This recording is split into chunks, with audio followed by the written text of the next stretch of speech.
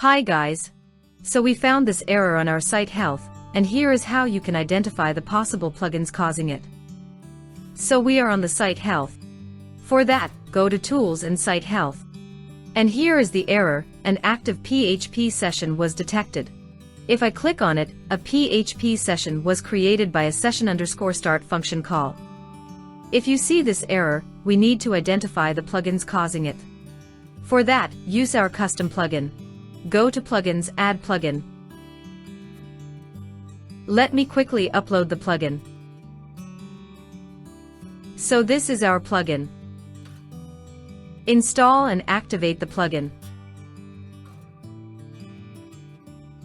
Once the plugin is activated, go to Tools and find Session Start.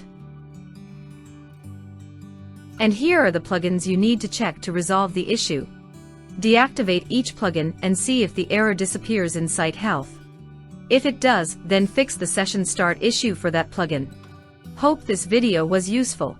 Thank you very much.